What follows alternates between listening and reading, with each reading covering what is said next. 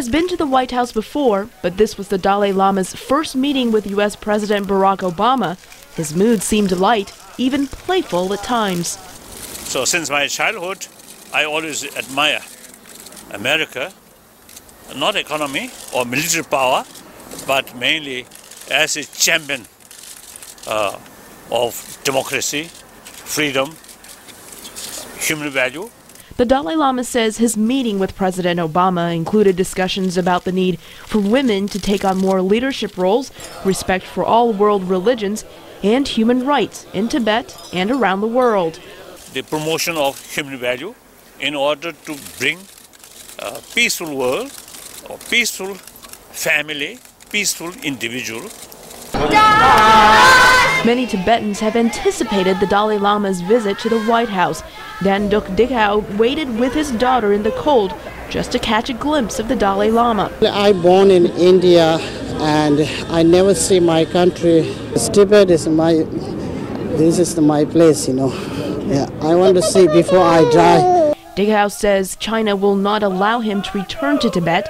He and many Tibetans hope the Dalai Lama will convince the U.S. to advocate for more freedoms in Tibet. We're not asking for Tibet to be independent. We only ask for one country, two systems, just like Hong Kong or Macau. In the end, what we're looking for is human rights. China considers the Dalai Lama a separatist who seeks independence for Tibet. In recent years, Chinese authorities have suppressed protests in Tibet, and that has sparked international condemnation against China. China expert Richard Bush of the Brookings Institution sees the White House meeting as a symbolic message that Mr. Obama sends to China.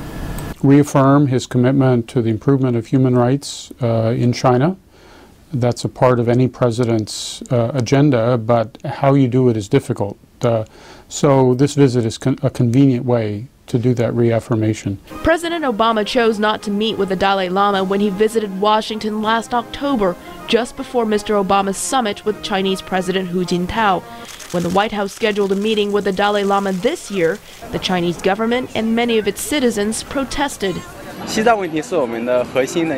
Tibet problem is one of China's core issues, so Obama shouldn't put his nose into China's internal affairs. It is misleading because the Dalai Lama is a separatist, so for him to do this is not good, and I think it will have an impact on Sino-U.S. relations.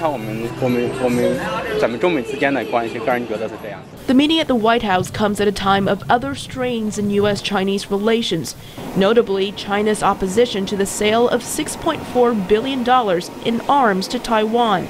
And this comes as President Obama has tried to convince China to help settle the nuclear standoffs in North Korea and Iran. The tensions will be temporary. The two sides have techniques for managing the situation.